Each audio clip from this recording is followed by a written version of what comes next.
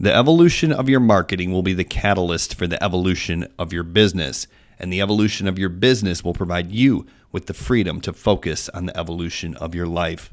This is Evolved Marketing with Andrei and Brian. All right, welcome back to another episode of the Evolved Marketing Podcast. My name is Brian Brewer, along with my co-host, as always, Andrei Yermejev. And today it's going to be the two of us.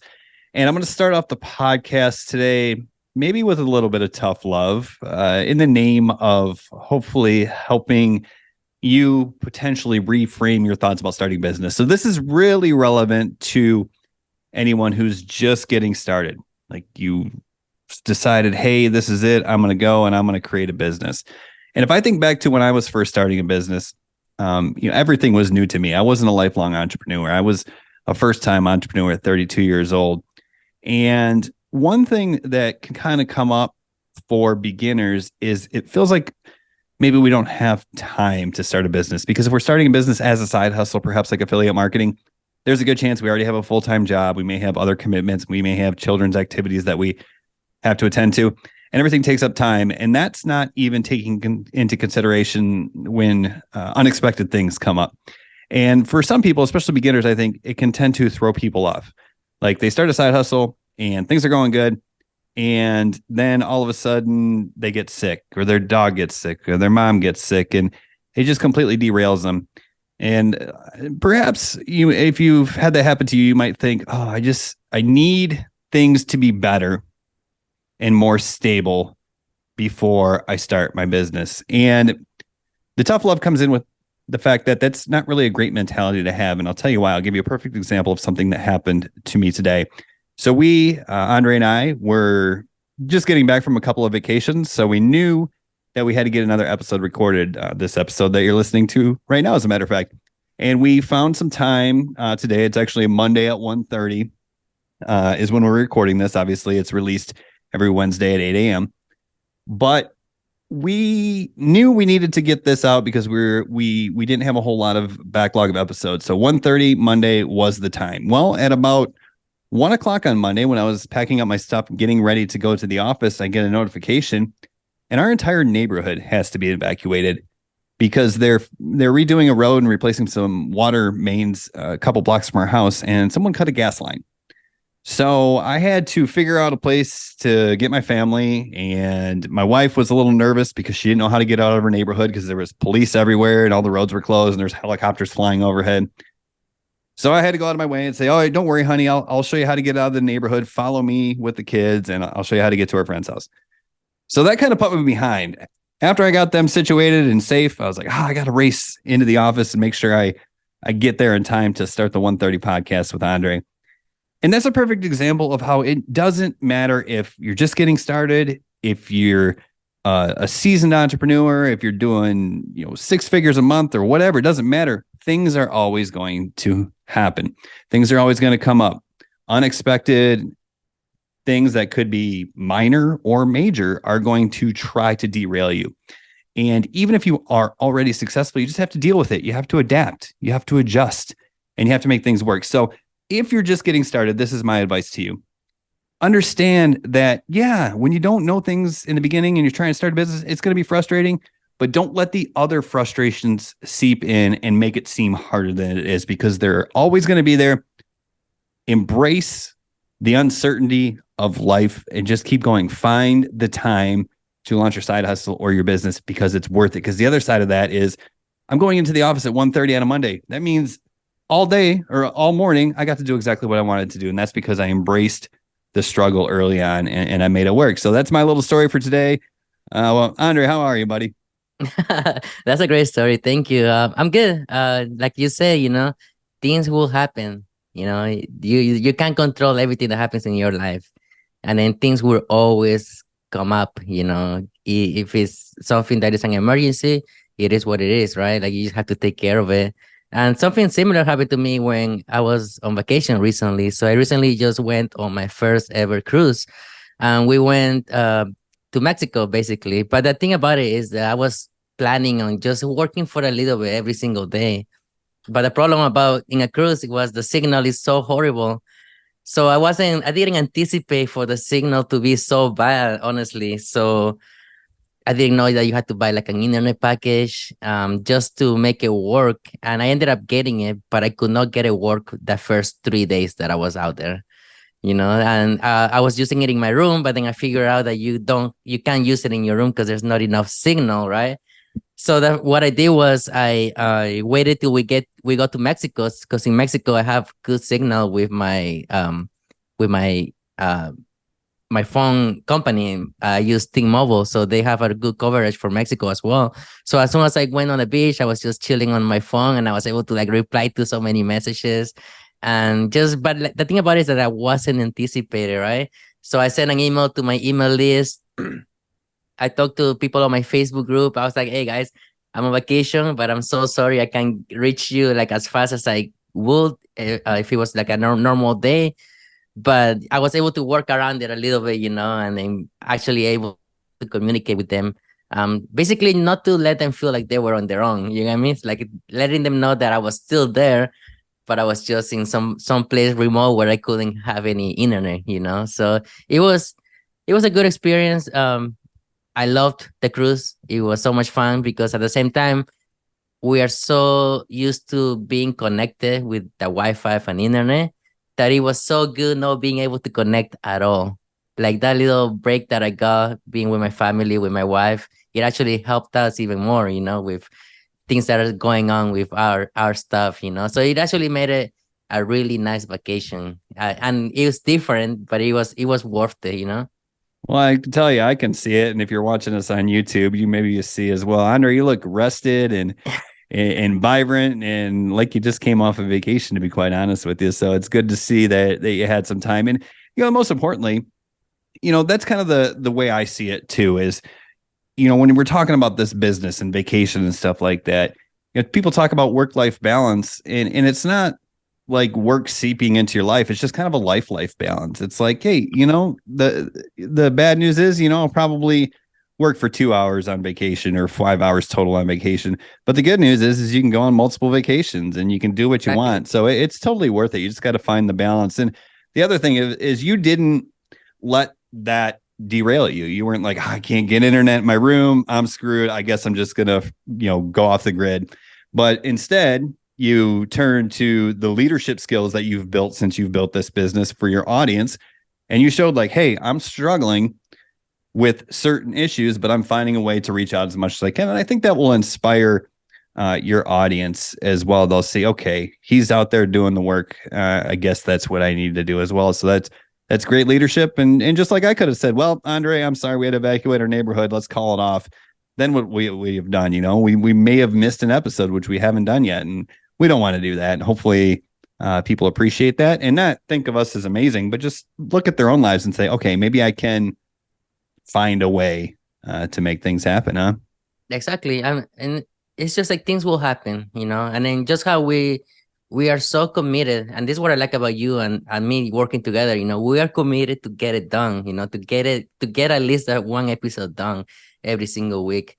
And yes, it is for the audience, but I think it's more for you and me also, Brian. I feel like it's like you keep me in check, I keep you in check. So it's like it works well together. Yeah, it's interesting too, because if this was not necessarily a coaching session that I committed to with students, but if this was me just planning to shoot a random YouTube video on 1:30 on a Monday and we had to evacuate the house, I probably wouldn't have done it. So that's why it's nice to find kind of that accountability partner, because I'm not doing this just for myself and just for the audience, but I'm also doing this for you as well. And that keeps me stronger and it keeps me obviously more accountable and it keeps me showing up. And I think it just makes it easier because it's easier to do for others than it is for yourself sometimes.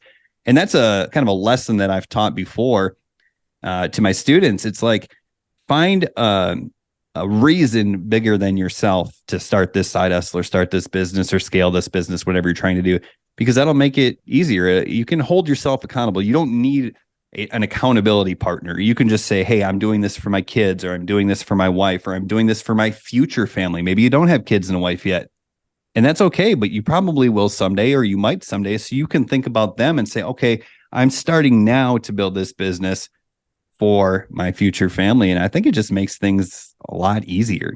Yeah, and we talked about this before too, like especially when you have goals that are not towards yourself, directly, but more you want to accomplish other people's goals in a way of helping, in a way of being loving and caring, it makes you more motivated to actually accomplish those goals for other people, so that's why this works really well for us too, because we're not selfish, we're doing this to help anybody and whoever needs the help, you know. And even last week too, we had an instance where we didn't know what we're gonna do for next week's episode, right? And we reached out to Mila, and Mila was willing to help us out, and she joined us on another amazing interview. And yeah, it was a great time having her on, but like she literally saved our asses, right? Because we didn't have any other people lined up for the following week. And like I would say, some people have emergencies, things happen. So we have to adjust and then see how we can make it work. And there's always a way to make it work. Yeah, and Always. it's interesting that you bring up Mila specifically, because if you haven't listened to that episode, go ahead and check it out. It was the previous episode prior to this one, and we brought her back because she just hit a milestone of hitting $1 million in affiliate commissions, which I'm sure she's passed by now. But it's interesting that when we reached out to Mila, or when you reached out to Mila, because we didn't know who we were going to bring on, she said yes, and I think she had plans to go to the gym, and she's like, I'll do it for people who helped me out and people who, my peers in the industry or what have you. And that's kind of just a mentality that is required of successful people. There's proof right there. I mean, this is $1 million commission earner, and she's done that in right around 2 years. And she knows that she has to make adjustments for the sake of her business. And that's kind of a reminder that the real gift of entrepreneurship is not just the money you make, but the person you become, who you evolve into. And I've seen this with just about every successful person I've ever met, whether it was, via podcast or at Funnel Hacking Live, or, them reaching out to me over the internet to collaborate or what have you. All these successful people I've met, I mean, I can't think of one successful person that I met who isn't just a pleasure to deal with, shows up when they say they're going to show up, and will go above and beyond to help other people. So I think there's a little bit to that as well. Yeah, and that's the thing, is the willingness to help. You get me? Like, if you're successful and you're willing to help, you're gonna become way more successful.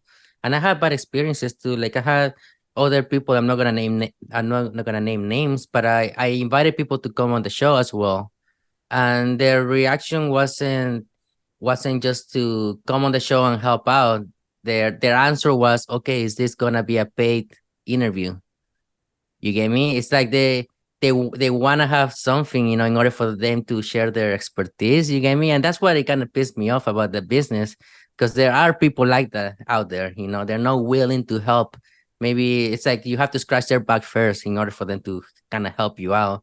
And to be honest, I mean, I don't feel like those people will ever get to that level of success that they ever want to get to, just because they have that mindset of, okay, well, am I going to get compensated for this? Instead of being willing to help, and then more will come their way just by helping people, I think beginners struggle with it. It's just like a waste opportunity for them, I think sometimes as a beginner, you can struggle that with as well, because, it does suck when you're a beginner and you're just getting started.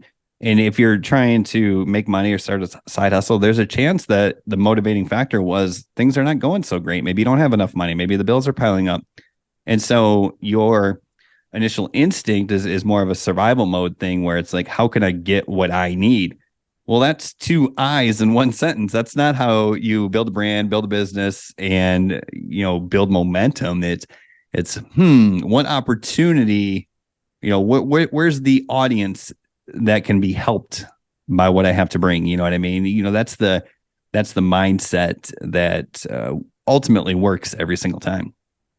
Yeah, and then I heard a quote about Kobe Bryant that he said, "There's no I in team, but there is me." Right. So that's a way that you can help people by just being yourself and showing people that, yeah, I am a team player, but I also care about me and what you guys also will accomplish. So it's like he was there for the team, but he was present. He was like, hey, I am here, but I am here to help you guys win. Right. So it's different mentality. I'll tell two quick podcast stories about just helping selflessly. First of all, about a month ago, I was on Alex Ford's podcast, and he invited me on, and I spoke and tried to teach and bring as much value as possible. I didn't ask if I was being compensated. I didn't ask if he was going to promote my stuff. I just said, yeah, absolutely. I'd be happy to share stuff with your audience. And the truth is his podcast was almost brand new at the time. I don't think he had any public episodes. I think I ended up being episode number 4. And I just did it just to help and see what I could bring. And he sent me a message the other day. It was actually a screenshot of a message that he got from someone who listened to his episode and ended up purchasing my course. So, that was $1,000 earned for an hour of my time with no expectations. And maybe there'll be more. I don't know. The other side of that is I'll tell you a story about another time I was due to be on a podcast, and maybe I should stop doing podcasts because it seems like bad stuff happens to me when I'm about to record an episode. But I was invited to be on another podcast. This is about a year and a half ago. And I think it was, let's say it was scheduled for 2 p.m. And I went for a walk with my dog and my wife prior to that, about 11 o'clock a.m., just to get some exercise while the kids were at school. And we were about 2.5 miles away from home, just getting ready to make the turn to come back. And I got attacked by a dog. And I always debate whether or not I should, skew the story a little bit and say it was a pit bull or something like that. But it was actually a real aggressive Cocker Spaniel. But this Cocker Spaniel took a big chunk out of my leg, and I actually had to walk 2.5 miles back home, drop the dog off, go to the emergency room because I was wide open, Andrei, on my inner thigh, and I got stitched up. I got stitched up. Well, they don't stitch up dog bites because of the bacteria, but I got bandaged up, and all the antibiotics and stuff. And then I made it to the podcast, so that was a great way to start that episode. But the thing is once again, it's just the mentality of, just make it work unless someone's in dire danger, or, I understand sometimes things come up that you can't make it, but, fight to make it and fight to honor your commitments. And it's a good skill and habit to build, and it will translate in other areas of your business. Yeah. I mean, at least the podcast, yeah, you schedule it, and you want to show up, you get me? Like, you don't want to waste people's time, you get me? So how would you have felt if you had like a coaching call and stuff like that, like for your students? There's more reason to be present, right? More reason to like get there, right? I mean, I can't say, I don't want to jinx it, knock on wood or whatever, but I've been running my coaching program for over a year and a half now, twice a month, and I've never missed a call. So it's just one of those things where it's like, okay, I committed to that, I sold that. That's part of it. And the other side of it too, though, it's just easier just to get it done. Because if you don't get it done, then it's kind of weighing on you. It's like, oh, when am I going to reschedule this? And then things build up, and then you have to reschedule it and cancel something else. And it just becomes a mess. It's like easier just to get it done. Yeah, that makes sense. I mean, you don't want that extra pressure or weight, like, oh, now I have to catch up to whatever I missed, whatever appointment I missed, And what about people being late? Because I don't know, the people being late, I hate when people are late. You get me? Like, I hate being late to anything. I'm not talking about podcasts. We're talking about like anything in life, like I just hate being late. If you tell me a time to be somewhere, I'm gonna be there at that time. If I invite people over to my house, I know how it is, but I expect people to be there at that time, but it's just like people don't work the same way, like what's your opinion of people being late? Yeah, so my family always makes fun of me because anytime there's a sporting event, whether it's practice for the kids or they have a game or a tournament or whatever, everyone always makes fun of me and the family, my kids and my wife. They're like, what time is it? And I'll say, 2:00. What time do we have to be there? 1:45. And then they'll all look at me and be like, so what time we leave? Like 9 a.m. I'm like, no. Because I I was always taught and just built the habit of, 5 minutes early is on time. You know what I mean? And so, yeah, I mean, I understand things come up, and it doesn't bother me as much when other people are late. Maybe I've come to just expect it. But yeah, I like to be early, and it takes the stress out of it too, because you never know when a traffic light's going to be down or there's going to be an accident where it's gonna add unnecessary stress, and it's just easier to plan for it. And then if nothing happens and you get there 10 minutes early instead of 5 minutes early, great. You're really going to be okay. And I think other people appreciate it. Like you hinted to, other people appreciate it as well. And you build a reputation. You build a reputation in life, you build a reputation in your business. And if you start giving people a reason to think negatively of you, then guess what? They're going to think negatively of you. But Yeah, if you show up when you say you're going to show up and deliver when you say you're going to deliver, then be like, hey man, this is all right. This person's all right. I trust them. And at that point, if we're talking about business, heck, you got it made. Once they trust you for you, then you can pretty much sell anything you want at that point, as long as you do right. it, honestly with integrity. Yeah, like if you're for me, it's like if I'm not early, I'm late. You get me? Like so, I always have to show up early, at least a couple minutes early. I remember I was working at the restaurant and we had like a meeting, right, with a bunch of other managers, and my car wasn't starting that morning. Okay, so I was like, okay, my car's not starting. Like, fuck, I'm gonna be late. And then so I had to Uber, and I was late, but I showed up to the meeting late. And then they asked me, why are you late? And I was like, oh, my car wasn't starting. And then they didn't say anything. They looked at me like you're still late. You get me? And then I just hated that feeling of just being late. Like I understand the car it was like an excuse, right? But it was true. But at the same time, like, yeah, I guess I should have woken up early and making sure, the car started earlier. I guess I could have done that, right? But it's just like I didn't like that feeling, of them like kind of judging, like, why am I late? Like that question, like, why are you late? It's just like, I fucked up, like, like All right. it made me feel like shit. So I was like, okay. So from there on, I was never late to anything. Well, Yeah. that's a uh, good image too. That maybe we can go back to anyone who's just starting a business. It kind of doubled down on the lesson that we started this with is when you were working at the restaurant, right? If you were late, you looked bad, right? And if you were late, as a server or as a manager, maybe other people suffered as well. Yeah. But you have to, in the beginning, build the habit and use whatever motivation you need, whether it was, like you said, Andre, you felt like shit because you were late or whatever, to build the habit of showing up even in the beginning. Because as you progress in your journey as an entrepreneur and your business grows, you run coaching programs now too.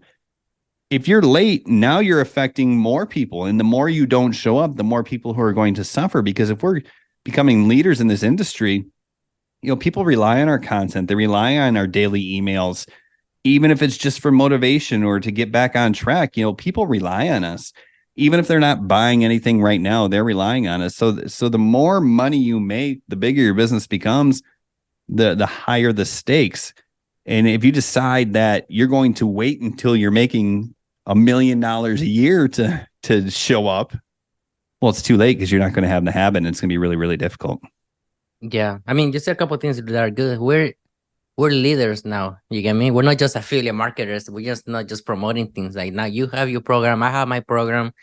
It's like you're responsible for your students, you get me? Like to get those results. And another thing you say is like you kind of have to lead by example, you get me? And that that will follow through this what I want to talk about right now, which is you preach what you teach type of thing. Because what I'm doing right now is also affiliate marketing. Like I'm promoting everything I'm teaching my students, I'm applying it and I'm doing it right now with them. You get me? So that's another thing, like leading by example. Like I don't want to teach somebody something that I don't really do. You get me? It's like I wanna teach my students how to do ads. Why would I do that? I've never run ads on my own. You get me? I never done that on my own. Why would I teach my students how to run paid ads or solo ads or anything like that, right? Like I'm not gonna do something that I haven't really done myself. You get me? So that's what I mean about like leading by example. Like you teach, but you also have to be willing to do what you teach. You get me? And that will say more about you than anything else as well. Yeah, and there's also a little selfish hack in there too that I like to use, or not use, but I like to take advantage of. So back to the leadership topic that you mentioned, or if you're an affiliate marketer, you're promoting products, whether they be information products, whether they be physical products, or some combination of the two. And really, and products is really a commodity. Information is a commodity at some point. So there has to be some sort of differentiation, and that differentiation is your leadership as a person, as an affiliate marketer. No matter how big your business is, even if it's just leading a small Facebook group of 20 people, right? Because we're not, especially if we're promoting courses or coaching or other people's courses and coaching or information, we're not in the information products business. We're in the leadership business, and that's what it really comes down to. But the hack that I was referring to is when you're teaching others, right? Whether it's through a group coaching program that you have, or whether it's just through some content that you create in order to ultimately build your audience, drive leads and traffic, and make commissions. When you teach, that's when you master things. That's when you really master the skills. And that's why I love my coaching program and just continue to embrace it and have no plans of quitting it, is because I have a lesson, or a session, I should say, coming up this Thursday. And so I've been preparing for the last week or so.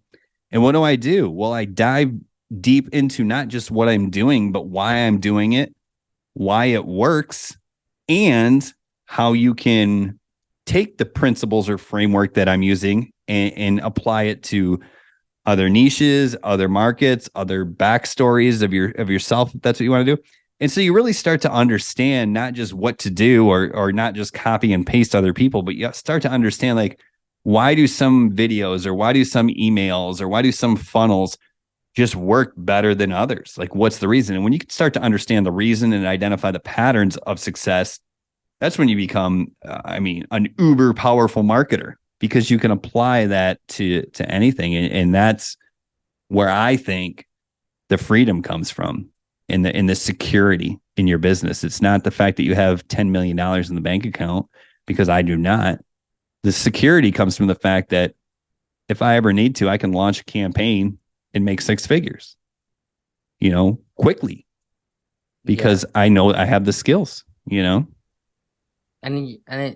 that's the thing that I'm saying. You're not selling smoke. You get me? You're selling exactly what actually works, because you are doing it, and that's a good way of putting it. You're not selling bullshit out there. You're literally selling what works and what's working for you at the moment. And that's how you get people to buy into you as well. People see you and they're gonna keep seeing you. Something that you did recently too, you did like a case study, right? Or some sort with your students as well. How did that go? Like, what were you trying to accomplish? Or were you able to accomplish what you were trying to accomplish? Yeah, so I did start a little case study. It was on Instagram, and Instagram's obviously not a new platform, but it's the platform that I had the most struggle with. And I do have my main Instagram account, which is hopefully soon about to hit 10,000 followers. So that's a big deal for me. I know for someone like you, that might be a weekend, but I don't know, for whatever reason it was, I mean, you would think on the surface, it's just the same as TikTok and Facebook Reels, both of which I've had massive success with. But for some reason, it was always kind of a little bit of a struggle for me. And then, maybe 6 or 8 months ago, I started to figure it out and kind of doubled down on my efforts. And so I was like, all right, well, let's start this case study. And what I want to do is I'm going to start a brand new Instagram account, and I'm going to use the funnel that I sell or whatever I give to my students. And I'm going to use it as is, and I'm going to see if I can start making money and just kind of document the journey. And I wanted to be extremely honest and transparent, and exactly kind of what I expected happened. I didn't make any money in the first week. I didn't make any money in the first month, as a matter of fact. But then right around day 50 something, might have been 54, might have been 55, might have been 56. I don't know specifically. I made my first commission. And I was like, okay, there we go. It's validated. But at that point, something weird happened, Andrei. And I kind of almost changed my goals. And I'll explain what happened. Is I made this commission, and initially I was going to say, okay, cool. Now I have this proof that I can then show on the account, because the rules for this brand new account where I can't use anything. I can't use past experiences. I can't use past success. I can't use past lists or Facebook groups or anything. It's just got to be straight up from this new account. So I was like, oh, cool. I made my commission. Now I can start sharing screenshots, right? Like that was kind of the thought process before I made the commission. And then I made the commission, and I don't want to say I froze, but I definitely hesitated, and I paused, and I thought, I don't know what I want to do. And Hmm. I don't know if it was like a moment of me trying to figure out what the right thing to do was, or probably even more is the respect that I have for the affiliate marketing industry, because affiliate marketing changed my life. If it wasn't for affiliate marketing, I don't know if I ever would have found the way to quit my job and start this business, because I wasn't an entrepreneur at heart. I don't think I would ever open a store. I didn't really, when I mean, this is 11 years ago now, but I don't think I really had any high income skills that I could sell. I didn't know if I could consult for anything really. So if it wasn't for affiliate marketing, I don't know where I'd be at right now. So it was kind of a moment where I was like, I just want to respect the industry. And kind of one of my side goals, other than helping people and helping people realize they can change their lives, is also like trying to advance the affiliate marketing industry, because it's such an amazing business model, and you can use it in so many different ways, and it's a great way to add revenue to your existing audience or your existing business if you just really understand how it works. And I feel like, and I'm not trying to call anybody out here by any means, and I'm certainly not. I'm proud of everyone who's seen success, but I feel like, I don't know, over the past few months, I feel like almost kind of the affiliate marketing industry, at least the content that I'm seeing, is almost taking a step backwards. Where that's kind of all it is now is how much money I made, and this is what I did. And to me, like, that's great if it works, and if you do that, I don't have any problem with that. And there's always a place for showing your success, because we're buying into results. But I don't know, Andre, it was a weird thing where it was like, just, I don't know how I want to treat this. So I kind of stopped a little bit. And so that's just to answer your question the long way. That's kind of where the case study is. But hopefully, um, I made my intentions and the reasons behind it pretty Yeah. clear. I mean, it's like there's different angles that you can go about it, but you just don't know which angle to choose, It's like a triangle, there's three angles, and those three angles, but you're just where in the middle, right? You don't know which way to go, right? That's how you're probably feeling. And I also seen what you mean, like people just focus about the results, their content is literally about the results, all of them. And then you got those people like that where they're just screenshotting their own results and getting people excited, because it does get people excited, and it gives people the opportunity to take action. But I think you're right. Like, I feel like that's killing the whole business, And then you also get those people where they just do clickbait stuff. You get me? And they're just promoting opportunities out there, and then drawing back to affiliate marketing after that, So it's just like you're tricking people to learn affiliate marketing instead of teaching affiliate marketing, and telling them that it is affiliate marketing from the beginning, But instead, Yeah, you're just tricking them into something else that is not. And I think that's like a bad rep, right? Like a bad view out of the yeah, business. it could be. And I didn't, one of the things that you just said that really jumped out at me is when you were talking about getting people excited to do affiliate marketing, right? Because using that strategy, it is kind of a means to an end to achieve my goal, because that's what I want people to do. I want people to get excited about affiliate marketing and start and learn skills and then make that first commission, because I always remember when I made my first commission, and that was truly the catalyst that ended up motivating me enough to change my life. So on one side, it's like you are doing good in the sense that you're getting people to just get started, and people need that motivation. But yeah, the other side of it though is if you're not teaching, if you're not sharing good value, what's going to happen down the road, right? And that also reminded me of something I heard Alex Hermosi say. He, we talk about as marketers, use emotion, right? Like the emotional triggers. People buy with emotion and then justify with logic. And I was like, yeah, I mean, that's it, right? That's the only way to do it. But then I always had this sneaking suspicion, because it's kind of how I've run my business for the past 7 years, that if you teach and empower people, then they will make the purchase to buy on their own.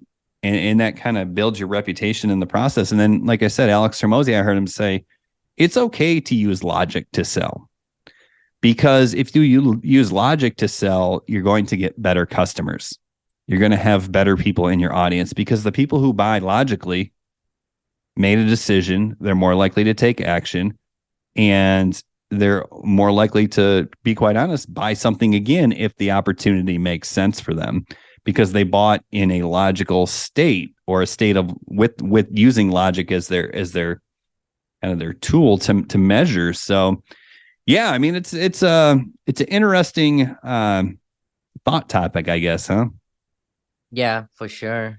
I mean, what else do you think? I mean, something happened recently, right, for your business as well. What happened? I think you mentioned something earlier. Sorry, I just forgot about it right now.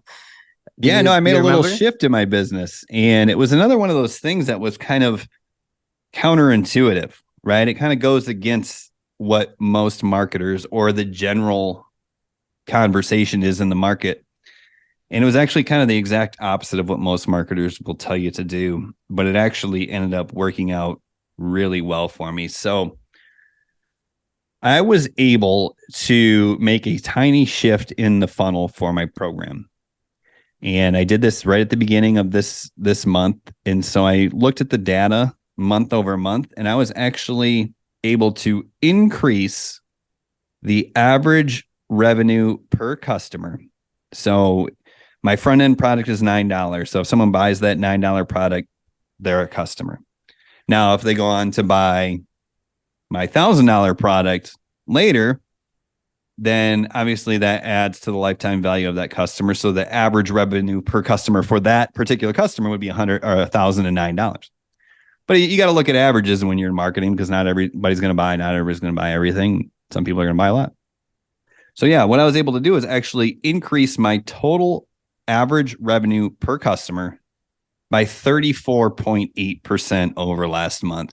And the way I did that was by actually inserting an additional page in my funnel, where I took my $1,000 program and offered it as a one-click upsell after the initial purchases, the $9 and the $37 bump. I offered it for $97 a month. But the deal is it was only available on that page. So after they had just Oh, purchased, if they wanted to join for $97 a month, they could do it on that page. If they didn't, no problem. They could still get the rest of the stuff they purchased, and they would have the opportunity to buy the course in the future, either at the $997 that I sell it for, or the $149 times 10. So $149 times 10. So obviously that's a fantastic deal. It's an incredible deal. It's risk-free because it's month to month versus a payment plan.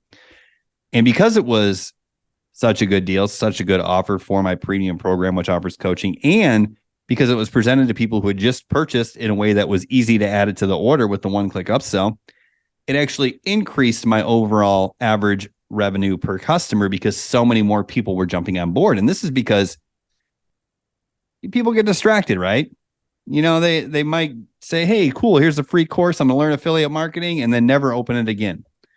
But just by transitioning that amazing offer and that fantastic deal to the point of sale, or the checkout page, or the thank you page, or whatever you want to call it, it actually increased the overall revenue by 34.8%. And once again, as I alluded to, most marketers will tell you that if you want to make more money, you have to raise your prices.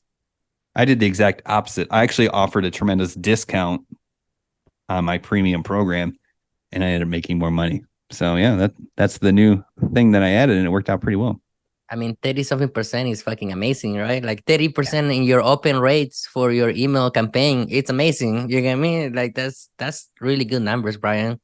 And you're doing the $97 a month as a subscription, right? It's a And then subscription it's literally until they want to until stop they it, cancel. correct? So that's the other thing too, which is incredible, which I never like to count my chickens before they're hatched, so to speak. But after the rebells start kicking in, what's going to happen to my average revenue per customer? It's just going to go up. Yeah. And I don't know. I mean, this might end up being 100% increase in revenue per customer. So that means I'm making right now, as it stands, 34.8% more money without getting, I mean, I still have to continue to drive leads, but I don't have to get more leads than Right. I was. I don't have to do Right. anything differently. And I And just it's added 34%.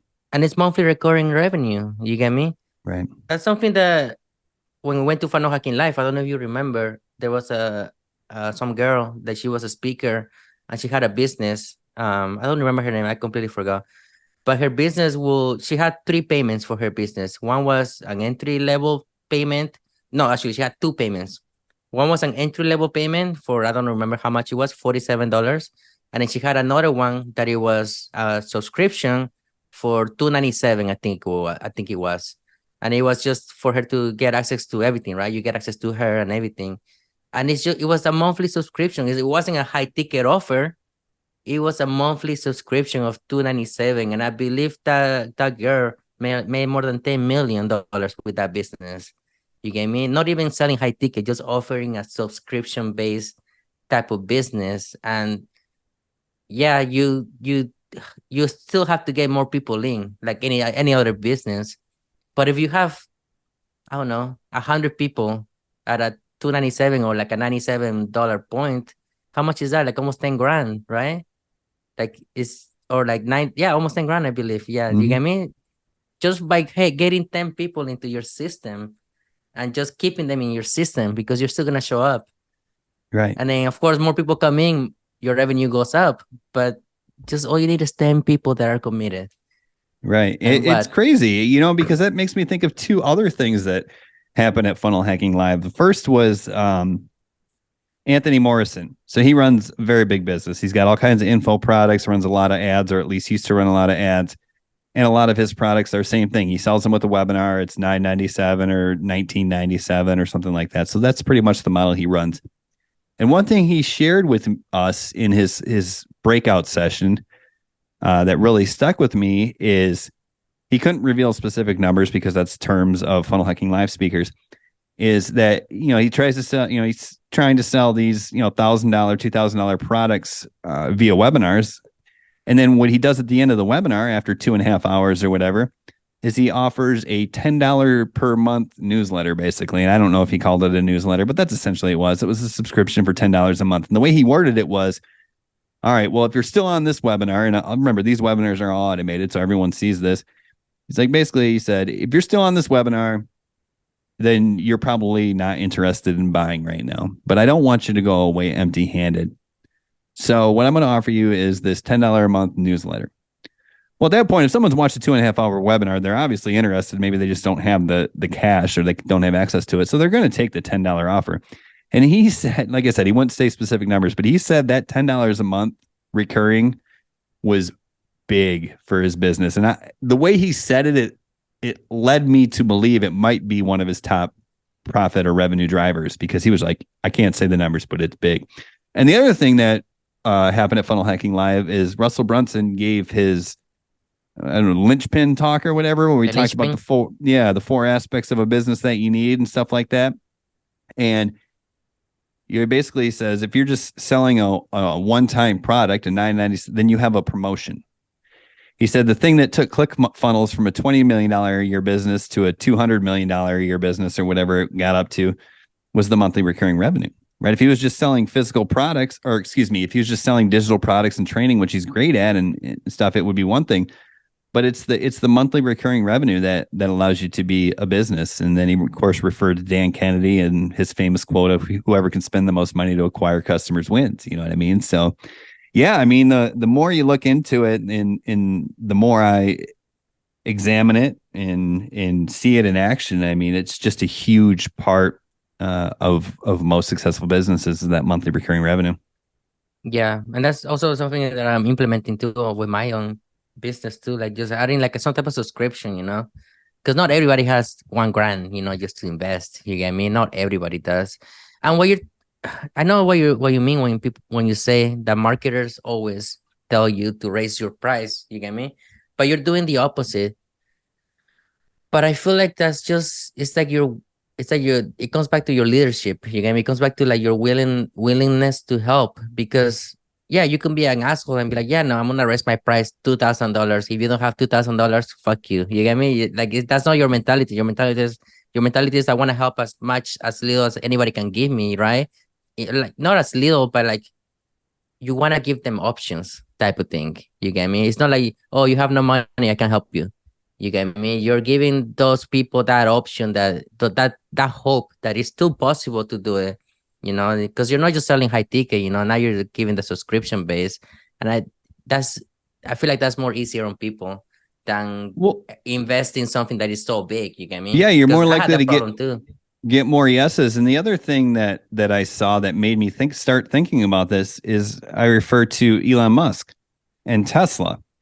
And when Tesla not was first formed, but when Elon Musk first like took over Tesla and brought it to the market, or however that happened, I am not educated enough to know exactly how that whole thing went.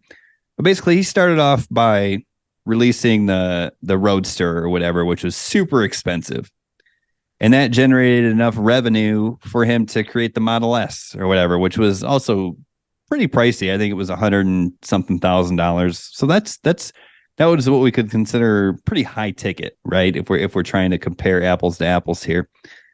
But as he has grown his business, he knows that his biggest revenue driver is eventually going to be his, I don't know if it's the Model Y or whatever, that's $35,000, right? Like, to scale the business, he needs the lower cost car.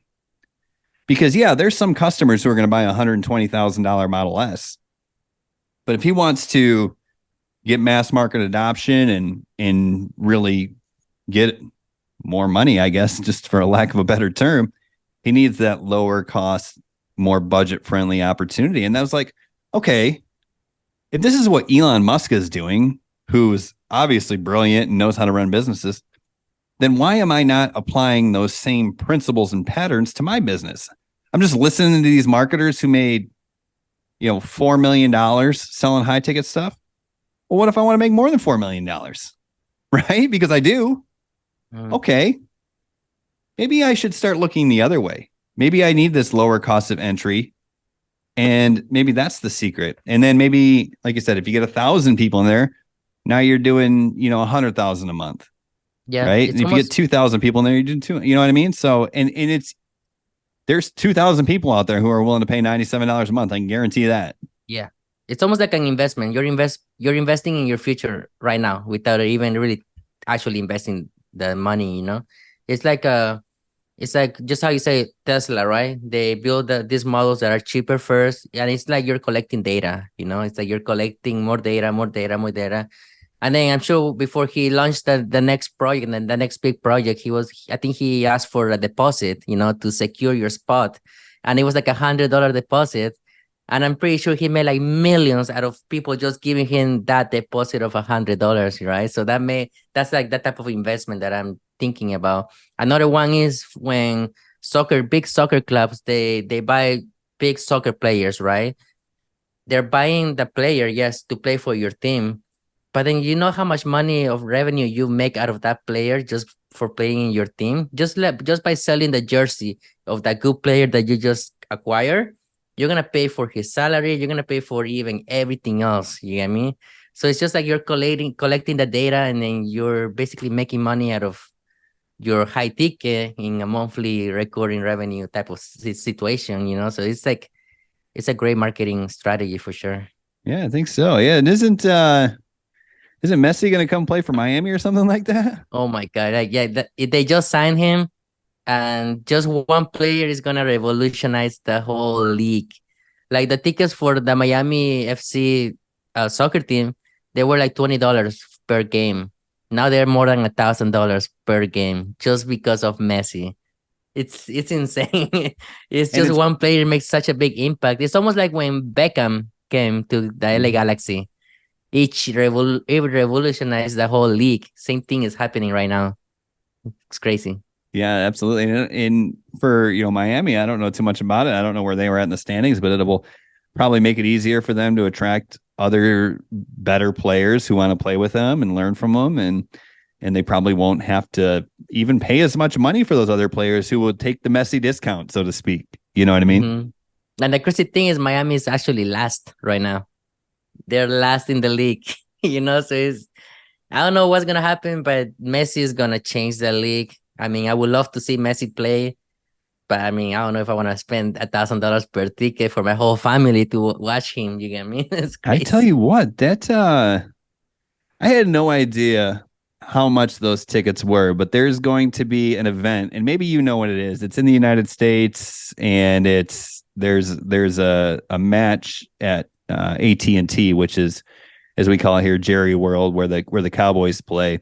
Okay. And it's two of the bigger clubs, two of the bigger European clubs. Do you know who it is or what I'm talking about? No, not right now. No. Yeah, it's I don't know what it is. It's some sort of event, and it's coming to the U.S. and there'll be matches in L.A. and all the different places and stuff like that. But yeah, the one that's at AT&T is like I don't even know, like Real Madrid and Arsenal or something like that. Or Yeah. I don't know even if they're in the same league. I don't know enough about it. I probably just alienated half our audience. But the bottom line is I was looking for tickets because I thought, oh, it'd be a cool thing to take my Yeah. kids to.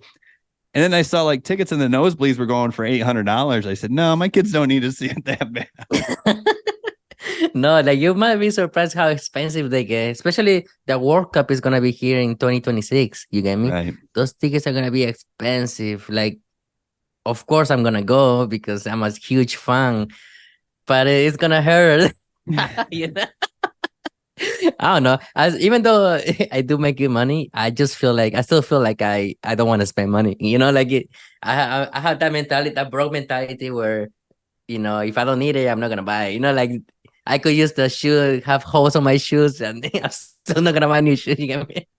Well, it's like when I got tickets for my daughter for Taylor Swift.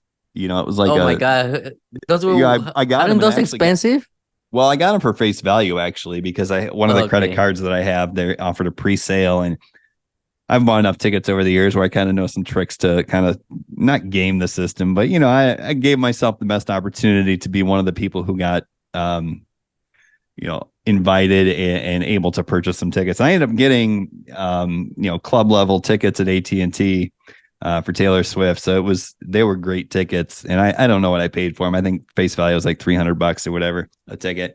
And I got 4 tickets for my daughter and my wife and my daughter's friend and my wife's friend and whatever. And but as the concert starts rolling around and I'm seeing the tickets go for like $1,700, I'm like, oh, I wonder how mad they'd be if I sold. hey, I'll tell you what. If I'm spending like that much money for tickets, I better be sure I'm going to. I don't care who it is. Yeah, they had a great time though. And I got to see the videos. It was worth it. But yeah, we were just in New York too, and we went and we saw Ed Sheeran while we were there. That was an amazing No concert. way. Yeah. Really? Yeah. We had even Damn. better seats for that one because it's Ed Sheeran, not Taylor Swift. But he sold out MetLife is where we saw him at. Wow. And at the time, it was his biggest show ever. I think there was 89,000 people there, and Yeah. it was an absolute blast. So we had a lot of fun doing that. Damn. That's awesome. I would love to see that guy to play. How was the weather over there? I know it was crazy with the fires. Was it bad or no? No, we were going. We went. What is it? Last, I guess was it 2 Saturdays ago now. Anyways, is when we left, and that Tuesday prior to leaving is when TikTok started blowing up with the apocalyptic pictures of New York City and from the Canadian wildfires. And so everyone's calling us like, you still gonna go? I'm like, I don't know, we're gonna keep an eye on it, but yeah, probably. Unless they shut the city down or shut the airport down. And then Wednesday came along and Thursday came along and it started looking better and better. And it's funny, I actually used TikTok live streams. I actually found some live streams of people that were currently in Times Square. And I was like, oh, it doesn't look that bad. So it's amazing how TikTok has become so integral in our lives. But I was like, oh, it doesn't look bad. So we felt good at that point. And when we got there were a couple days that were hazy, but just normal, sometimes hazy weather in that part of the country. But yeah, the weather was perfect. Speaking of TikTok, I also use TikTok to find places to eat. Oh, you Now, do? think about that. Yeah, I've been doing this I did this for when we went in Vegas a couple months ago. But so I searched just whatever on TikTok, like best pizza in New York City or best Italian in, whatever the village or what have you. And that's actually how we found a majority of the restaurants that we wanted to eat at is by searching TikTok and seeing like what came up again and again and again. And we found this place in the Village in New York that had some of the best Italian food I've ever had. We found a place in Boston because we also went to Boston. Literally the best clam chowder I've ever had in my life. Their lobster roll was amazing. It was right on the harbor, and it was fantastic. So, I mean, TikTok, it was a great place to find information. So, if you're not creating content on there yet, So make sure you you're do not so. you're not using Google anymore. You're like, I'm gonna go on TikTok and see where to go. Yeah, because it's like you look at the Yelp reviews and stuff like that, or whatever the Google reviews, and sometimes you got to kind of read between the lines and see like, what's the difference between a 4.4 and a 4.6, and it's just like, yeah, TikTok really shows you where you need to go, and I think we looked up one of the restaurants we went to, and it looked amazing. It was amazing. TikTok made it look amazing, and then we looked at the reviews, and it was like a 3.9 star restaurant. And people, Wow. this one happened to be in Boston. It was called Contessa. It was overlooking the Boston Common and stuff like that. So beautiful rooftop restaurant. But it probably had such a low review because it's expensive. You know what I Mm, mean? And it's not like the food itself was pretty good. You know what yeah. I mean? But really the cool thing about it was the service was impeccable. I mean, the service was amazing. Obviously the view and the atmosphere was fantastic. And we just felt so well taken care of. But that's because we found it on TikTok. Mm-hmm. And we didn't we if we would have just looked on Google and said best rooftop restaurants in Boston or what have you, we would have come across this one and see 3.9 stars. That doesn't seem Yeah. very good. And it could be just people upset about the price or Right. whatever, and for whatever reason, maybe they had a bad experience. Maybe their expectations were so high because it is the same restaurant group that owns Carbone, which, if you know, Carbone is super expensive and high expectations and stuff like that. So you never know why people review it. But yeah, thanks to TikTok, we got to eat brunch there, and it was beautiful. It was amazing. I mean, there's something different about like just reading a review and also seeing a video about the food and the way they serve it, and just I don't know, like the drinks that they have, specialty drinks. You get me? There's also like here in San Antonio, I've been looking for so many new places to eat as well, and I found an Instagram page about San Antonio food and the way they put the videos in the page. And I've gone to almost every of those restaurants that they mentioned just because of the video that they're putting in their platform. And I'm sure those restaurants are paying this Instagram page in order to promote their business. You get me? So it's like they're getting it together, they're making it work, and I'm eating really good because I'm looking at all these places. And it's just the way they make the videos, with the there was an Italian restaurant and the cheese was melting and coming out, and it's just like they're selling it already. Like I don't need to, if I see a video about some place that looks good, I don't need to read any reviews. Like I already see it all, I'm like there. Close the computer down. Let's go to lunch, honey. And I think maybe to end this episode or bring this episode to an end, we tie that very same thought back to marketing. And for anyone who wants to start marketing for affiliate marketing or any other businesses, here's an amazing opportunity.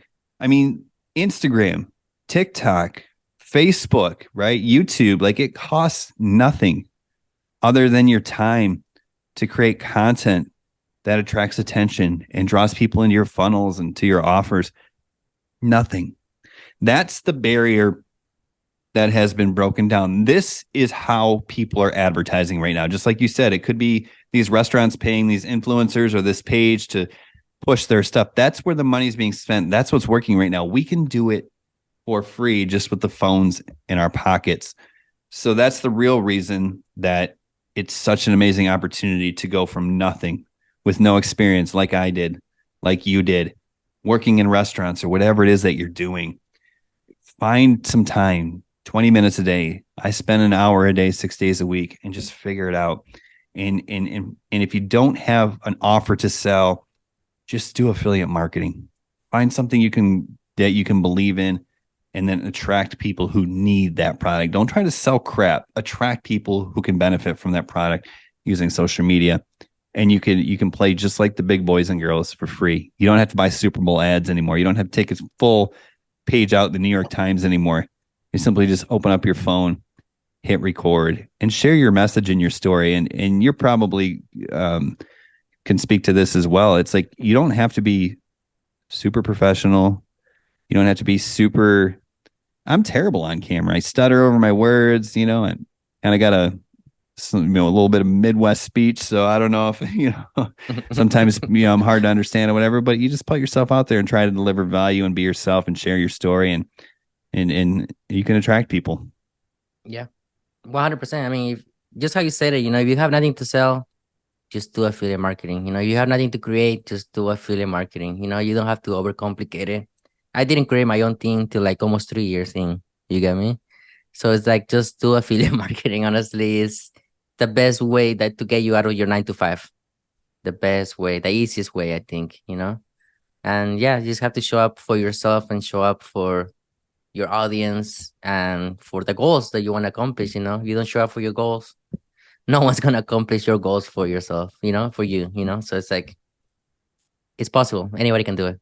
Yeah, and if you don't show up for your audience, how the heck do you expect to motivate them to show up for them? Like, you're the leader, right? Exactly. Exactly. And it comes down to um teach what you preach, you know? That's exactly it. Well, I can't think of a better way to end it. Thanks, Andrei, for joining me here for an hour today.